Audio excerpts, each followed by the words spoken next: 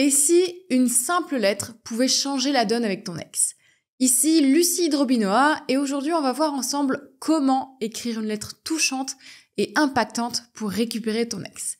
Et petit rappel, cette vidéo elle est faite pour toi si et uniquement si tu ne sais pas par où commencer dans ta lettre, si tu as peur que ton ex interprète mal tes attentions et surtout si tu veux une lettre qui montre un vrai changement et pas un simple appel au secours. Si tu te reconnais, reste avec moi parce que dans les prochaines minutes, tu auras toutes les cartes en main pour faire la lettre parfaite pour ton ex. Alors, la première question à laquelle il faut vraiment répondre, c'est pourquoi écrire une lettre pour son ex? Alors, en soi, une lettre, ça a un vrai pouvoir.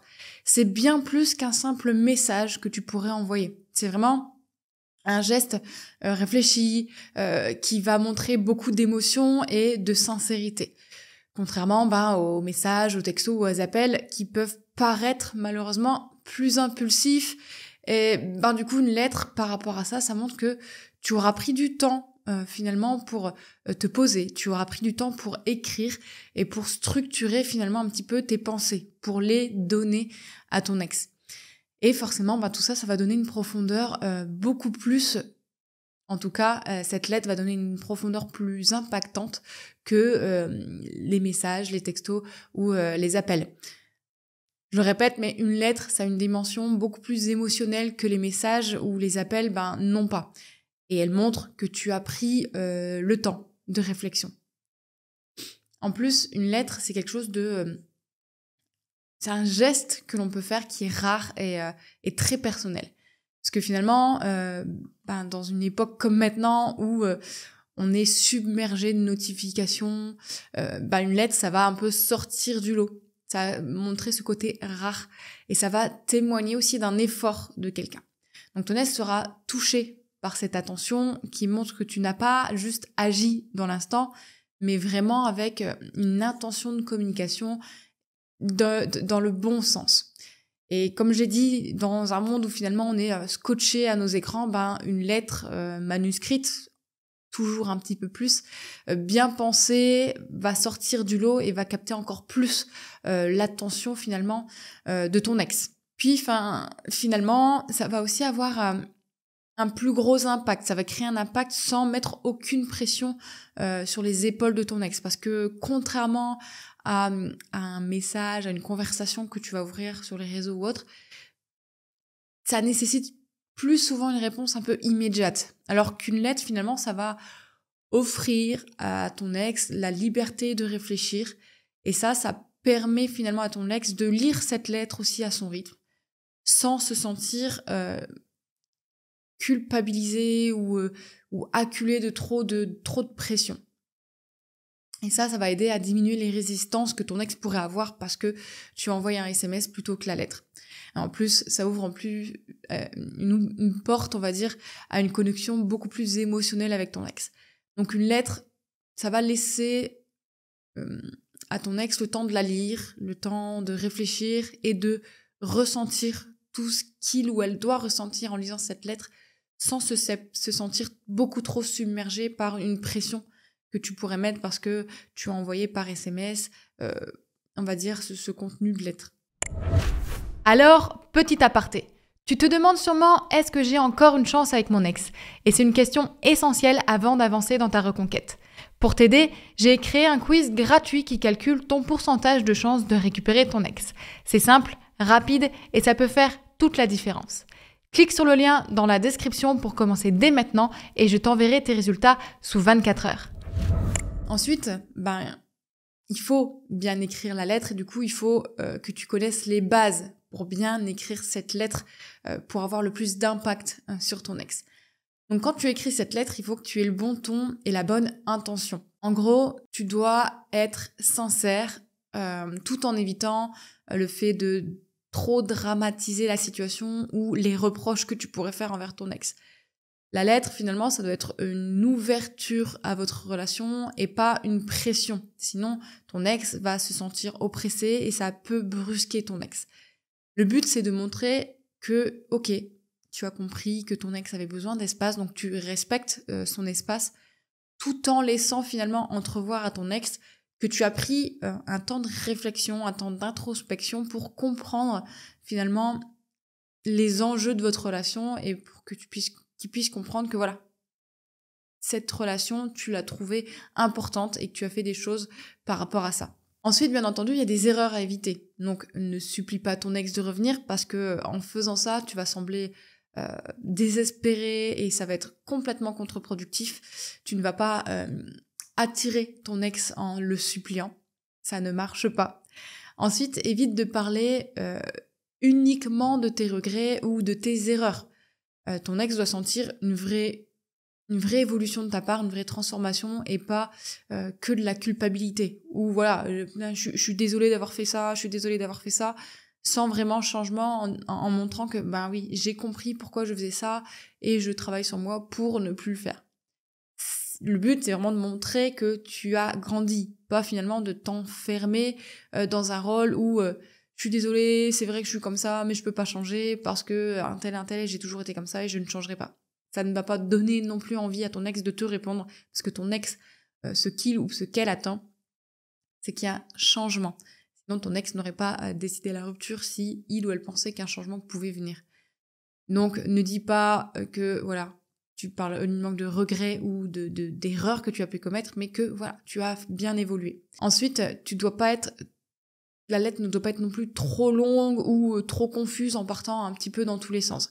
Elle doit vraiment être plutôt concise, bien construite. Comme ça, elle aura plus d'impact que un roman, entre guillemets. Ensuite, tu dois aussi envoyer cette lettre pour qu'elle ait plus d'impact au bon moment. Donc, n'écris pas cette lettre dans un moment de panique parce que tu dis « Oui, c'est bon, j'ai entendu les conseils de Lucie, je dois absolument écrire une lettre. » Non.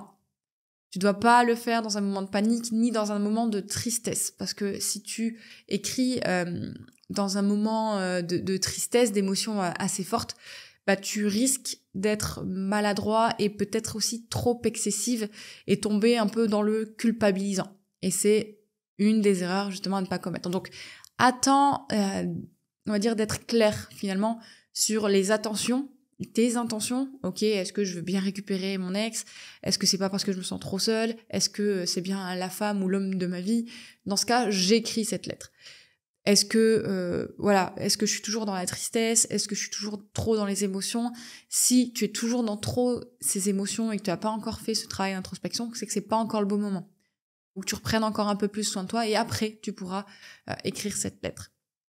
Ensuite, bien sûr, dès que tu l'auras écrit cette lettre, tu dois la relire plusieurs fois avant de la donner à ton ex pour t'assurer qu'elle reflète exactement finalement ce que tu veux transmettre à ton ex. Ensuite, et ça, je réponds du coup à une question que j'ai souvent. Est-ce qu'il faut donner cette lettre en main propre ou la poster? Alors pour le coup, moi je suggère de la déposer dans sa boîte aux lettres sans prévenir ton ex. Parce que ça va rajouter un peu un effet de surprise et ça va donner finalement à ton ex la liberté de lire cette lettre et de réfléchir sans ressentir de pression immédiate. Et cette approche, elle laisse aussi un petit mystère qui peut éveiller finalement la curiosité de ton ex et l'intérêt de ton ex. Je sais qu'il y a une autre question aussi qui arrive souvent, c'est ok, est-ce que cette lettre, je l'écris à la main ou à l'ordinateur? Alors, pour te dire, en gros, j'ai un coaché qui s'appelle Thomas. Il était vraiment très très très nerveux à l'idée d'écrire cette lettre manuscrite pour son ex, parce qu'il avait peur que finalement son écriture un peu patte de mouche, il avait peur que les ratures qu'il puisse y avoir, ça donne une impression assez négative à son ex. Du coup, je lui ai conseillé finalement de le faire par ordinateur, en choisissant une police assez simple, assez élégante, comme s'il écrivait finalement un courrier personnel et sincère. Le but de cette lettre, justement. Et après, dans sa lettre, on a pris le temps de tout structurer. Et d'ailleurs, je t'explique dans quelques minutes comment tu dois structurer ta lettre. Et finalement, ce qui a surpris Thomas, c'est que son ex a mentionné que c'était la première fois qu'elle recevait quelque chose d'aussi authentique depuis des mois de la part de Thomas. Elle a reconnu un peu l'effort qu'il avait fait derrière cette lettre hyper bien rédigée et finalement, elle l'a recontacté pour avoir une conversation. Donc la moralité, en gros, c'est peu importe le support sur lequel tu écris, que ce soit manuscrit donc que tu écris toi-même ou que ce soit l'ordinateur, ce qui compte, ça va être vraiment la sincérité et l'effort que tu vas mettre dans ta lettre. Alors, c'est sûr que si ton ex sait que tu as pas forcément une belle écriture et de montrer que tu t'es impliqué encore plus, ça peut avoir son petit truc en plus. Mais si vraiment tu n'es pas confiant avec la manière de faire manuscrite, il vaut mieux le faire de manière via l'ordinateur pour que tu sois plus confiant et beaucoup plus à l'aise. Ça va se ressentir sinon dans ta lettre. Donc ce qui compte, c'est vraiment la sincérité et l'effort que tu vas mettre dans ta lettre, parce que le geste va marquer souvent plus que la forme finalement. Ensuite, maintenant que tu sais tout ça par rapport à la lettre de reconquête, je vais te donner la structure d'une lettre efficace. Si tu envoies une lettre qui n'a aucune efficacité, bah ça donne pas envie. Donc, on va parler des structures de la lettre efficace. Tu dois, en introduction, parler de reconnaissance et d'authenticité. Donc, commence par remercier ton ex pour ce qu'il ou ce qu'elle a pu finalement apporter à ta vie. Ça, le fait de mettre en avant, le fait de remercier ton ex, d'être reconnaissant pour ce que tu as vécu, en gros, avec ton ex, bah, ça montre que tu regardes la relation vraiment avec gratitude, et pas avec amertume.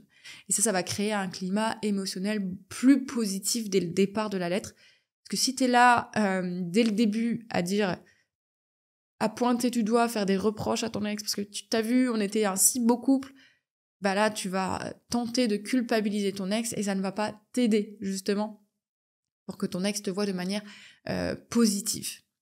Alors, ce que tu peux écrire, par exemple, pour cette introduction, ça va être je voulais d'abord te remercier pour tout ce que nous avons partagé. Ces moments m'ont marqué profondément et ils resteront toujours des souvenirs précieux pour moi. Alors, je vais reprendre mon anecdote de Thomas avec sa lettre qu'il a écrite par ordinateur. Et lui, il avait ouvert sa lettre en mentionnant un souvenir précis qui avait finalement marqué un peu leur couple. Et il avait dit je repense souvent à ce week-end où nous avons ri pendant des heures en jouant ce jeu de société. Et ces moments m'ont appris à apprécier les petites choses de la vie. Et ça, quand son ex est revenu vers lui, elle lui a dit, et elle lui a confié que ça l'avait énormément touchée. Parce qu'elle voyait qu'il se souvenait de détails qui comptaient finalement pour elle. Donc vraiment, cette introduction, c'est vraiment hyper important pour toucher, on va dire, ton ex, pour que ton ex s'ouvre un petit peu plus à toi et à ta lettre. Ensuite, après cette introduction, tu dois finalement reconnaître les erreurs qu'il y a eu, sans te montrer trop dans la culpabilité. Tu reconnais tes torts de manière finalement assez mature et de manière responsable.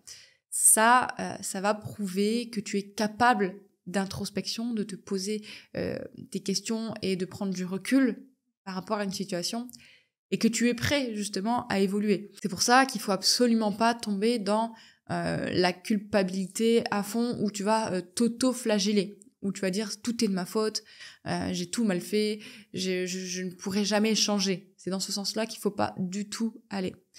Donc ce que tu peux écrire par exemple pour cette partie de lettre de reconquête, tu peux dire que voilà, avec du recul, je me rends compte que j'aurais pu mieux communiquer ou être plus présent à certains moments.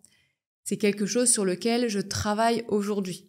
Alors bien entendu, tu dois l'adapter à ta situation, à la cause de la rupture, parce que tu auras fait déjà ce travail d'introspection, tu auras déjà décrypté ton ex, tu auras décrypté les raisons de la rupture, et du coup, c'est à ce moment-là que tu dois incorporer les raisons, on va dire, de la rupture. Moi, j'ai eu une coachée qui s'appelait Marie. Et elle avait écrit qu'elle avait compris, je vais dire dans la manière dont elle l'a dit, donc c'était j'ai compris que ma jalousie venait d'un manque de confiance en moi et non de toi. Et c'est un point sur lequel je travaille et cela m'aide à devenir une meilleure version de moi-même. Et là, du coup, pour, on va dire, une autre raison de rupture, si toi, t'as un manque de confiance aussi en toi, qui crée beaucoup de jalousie et beaucoup de disputes dans votre couple, tu peux utiliser par exemple cette phrase de Marie. Et pour Marie, justement, son ex a trouvé cette reconnaissance assez et très même sincère et sans accusation. Ce qui a ouvert finalement une porte à une construction, à une discussion beaucoup plus constructive, parce que voilà, Marie avait fait ce travail d'introspection et elle avait compris que voilà, c'était pas son ex qui faisait mal les choses pour la rendre jalouse, c'était vraiment elle et son manque de confiance en elle qui lui procurait, on va dire, ce mal-être et cette jalousie. Ensuite, troisième partie, tu vas devoir montrer une projection beaucoup plus positive et montrer finalement ton évolution à ton ex. Donc, tu vas devoir expliquer ce que tu as appris finalement de cette séparation et comment ça t'a aidé à grandir. Ça va encore plus rassurer ton ex sur le fait que tu avances et que ton bien-être finalement ne dépend pas uniquement de ta relation avec ton ex. Ça montre que tu sais finalement vivre seul, et vivre seul, ça attire. Ça montre que voilà, tu sais prendre soin de toi-même et tu deviens de nouveau attrayant en faisant ça. Tu peux écrire par exemple pour cette troisième partie de lettre, voilà, cette période, donc autrement dit cette période de séparation, m'a permis de me recentrer et de comprendre mes priorités, et je suis reconnaissant de cette leçon. Là, tu vas pouvoir mentionner que tu fais ces changements pour toi uniquement et pas pour ton ex. Et ça va montrer une évolution finalement authentique et sans manipulation de ta part. Et ça, c'est hyper important finalement de dire que tu fais ça pour toi et non pour ton ex. Pourquoi ? Parce que un changement, si tu le fais pour quelqu'un d'autre, il va pas forcément déjà tenir dans la durée. Si je vais prendre un exemple assez peut-être controversé, vous me direz ce que vous en pensez. Les femmes enceintes qui doivent justement arrêter de fumer ou arrêter de boire de l'alcool pendant la grossesse. Alors bien sûr, je suis d'accord avec ça, il faut arrêter de fumer, arrêter de boire. Mais du coup, elles sont entre guillemets contraintes d'arrêter, donc elles vont arrêter la cigarette pendant les 9 mois de grossesse, et elles vont peut-être reprendre tout de suite après parce que ça n'a pas été vraiment leur choix d'arrêter, c'est que on leur a imposé. C'est quelqu'un d'autre qui leur a dit de faire ça. Donc là, en fait, c'est un peu la même chose. Si tu as compris que ton ex avait besoin que tu prennes plus soin de toi, que tu reprennes confiance en toi, si on reprend par exemple l'exemple de Marie, eh ben, si tu le fais, ce changement pour ton ex, ça ne durera pas. Un peu comme, du coup, cette femme enceinte. Il faut vraiment que ça vienne de toi, un changement profond que tu as envie, sinon il ne tiendra pas dans la distance, on va dire. J'ai aussi un autre exemple, de Paul. Et Paul, lui, il avait conclu cette partie par j'ai retrouvé la passion pour la peinture, quelque chose que j'avais négligé, et ça m'a aidé à me reconnecter à moi-même et à retrouver une sérénité finalement que j'avais perdue. Parce que Paul, justement, avait un gros problème de gestion des émotions. Il pouvait vite se mettre en colère et son ex ne comprenait pas ça. Et son ex, finalement, quand elle a reçu la lettre, elle a été un peu impressionnée par sa démarche personnelle de se recentrer sur lui-même, de reprendre la peinture et non centré uniquement sur le fait de la reconquérir. Donc c'est vraiment hyper important. Voilà, tu ne fais pas ces changements pour ton ex, tu fais ces changements pour toi et uniquement pour toi. Ensuite, tu vas pouvoir clôturer cette lettre parce que, comme je l'ai dit tout à l'heure, elle ne doit pas être hyper longue, ça ne doit pas être un roman de 25 pages. C'est vraiment à éviter. Une page recto verso maximum, c'est le mieux que tu peux faire. Et maintenant, du coup, pour clôturer la lettre, tu dois clôturer justement de manière assez ouverte, sans mettre de pression. Tu dois terminer finalement en souhaitant le meilleur à ton ex sans demander une réponse ou une décision de sa part. En gros, c'est ici que tu vas faire preuve d'une force émotionnelle assez rare. Tu ne vas pas supplier ou tu vas pas chercher une validation immédiate de ton ex. Et ça va intriguer ton ex et ça va le mettre dans une position où ton ex pourra réfléchir sans aucune pression. Tu vas pouvoir, par exemple, conclure la lettre par « Quoi qu'il arrive, je te souhaite le meilleur. J'espère que la vie t'apporte autant de bonheur que tu en mérites. Et si un jour tu veux discuter, je serai là avec plaisir, mais sache que je respecte ton rythme. Comme je l'ai dit, tu souhaites le meilleur à ton ex. Tu lui souhaites tout le bonheur possible en laissant une ouverture de discussion entre vous, de vous revoir. En plus, tu montres que tu pourrais être emballé, donc je serai là avec plaisir. Mais je respecte ton rythme. En clair, on fait finalement ce que notre ex n'attend pas. N'importe qui a envie de demander une seconde chance à la fin de sa lettre. Non, tu ne dois pas faire ça. Tu dois montrer justement que tu es capable d'attendre et de laisser la relation venir à toi plutôt que de forcer la chose.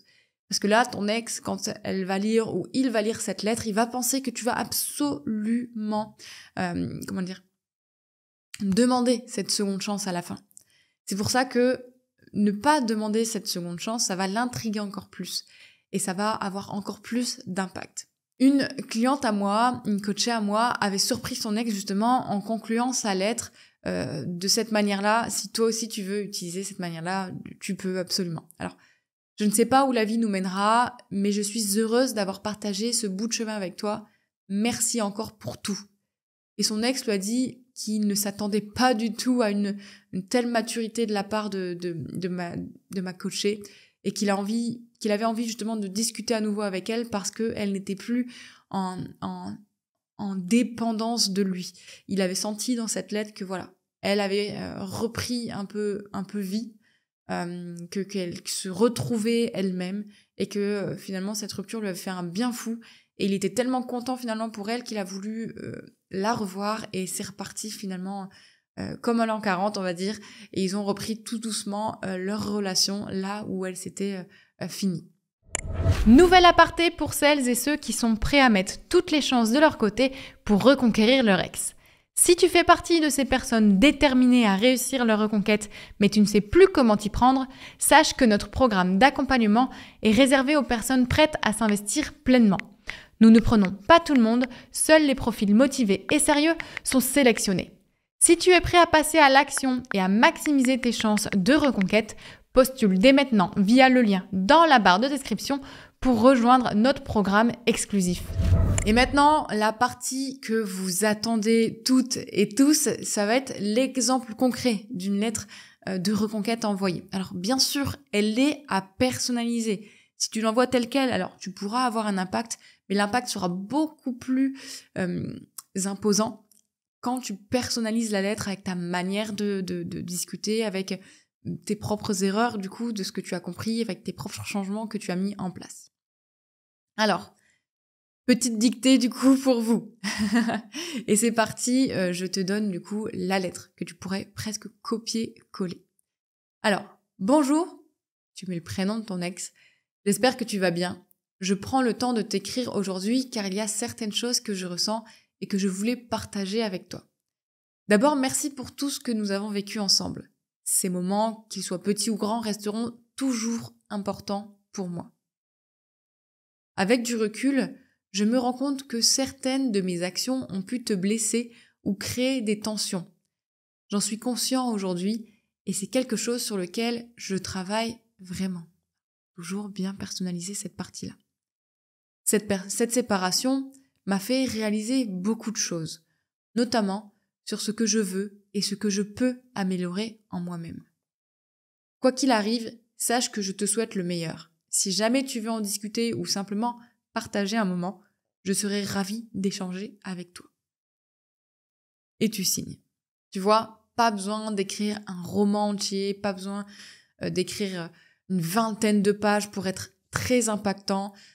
Cette lettre, ça va montrer, comme je dis, ta partie d'introspection, ça va montrer que tu as décrypté ton ex, ça va montrer que tu as pris du recul, ça va montrer tes changements et une partie finalement où tu ouvres à une discussion un jour, peut-être, si tu en ressens le besoin.